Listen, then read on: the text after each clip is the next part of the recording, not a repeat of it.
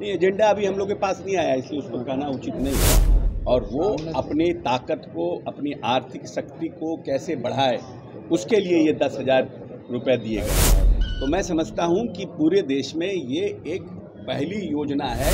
देखिए, आज NDA cabinet की आखिरी बैठक है और इस आखिरी बैठक में कई अहम फैसले भी हो सकते हैं और इसी तमाम पहलुओं पर अशोक चौधरी से जब सवाल पूछा गया तो अशोक चौधरी ने कह दिया ये आखिरी होगा या क्या होगा, इसका तो फैसला वो जो है बैठक में होगा या कोर कमेटी जो है वो करेगी। लेकिन उन्होंने ये भी कह दिया है कि बैठक से परे नीतीश कुमार और एनडीए जो सरकार है लगातार महिलाओं के लिए काम कर रही है और महिलाओं के सशक्तिकरण पे भी जो है वो लगातार जोर दे रही है। कई तरह के भ्रामक खबर भी ऐसे चलते आ रहे थे कि क्या वो जो पैसे हैं वो वापस कर लिए जाएंगे, तो उस पर भी अपना प्रतिक्रिया देते हुए अशोक चौधरी नजर आए। पहले सुनाते हैं कि क्या कुछ कह रहे हैं। कोई बड़ा निर्णय भी कैबिनेट की बैठक में होगा? नहीं, एजेंडा अभी हम लोग के पास नहीं आया, इसलिए उसको कहना उचित नहीं है। अब कैबिनेट अंतिम है या फिर हो सकता है मंगल को भी हो कोई, ये तो सरकार के ऊपर निर्भर करता है। कैसा कैसा एजेंडा है, क्या बचा हुआ है, उस पर डिपेंड करता है।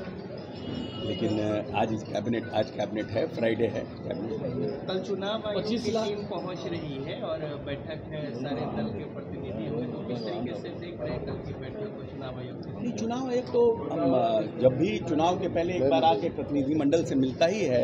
हर एक राजनीतिक दल की अपनी अपनी बातों को कहता है, उसको इनकॉर्पोरेट करता है, उस हिसाब से अपना जो संभव होता है उसका निराकरण करता है। आज फिर से 25 लाख महिलाओं को 10-10 हज़ार रुपये दिए गए मुख्यमंत्री नीतीश कुमार द्वारा और ये कहा गया कि महिलाएं खुश हैं बिहार की। कैसे देखते हैं चुनाव से ठीक पहले? नहीं, देखिए, चुनाव के ठीक पहले नहीं, ये पहली योजना है जो महिला सशक्तिकरण के लिए और स्वावलंबी बनाने की योजना है। बहुत से राज्यों ने योजना लाया, हर महीने कोई 1,500, कोई 2,000, कोई 2,500 लाया।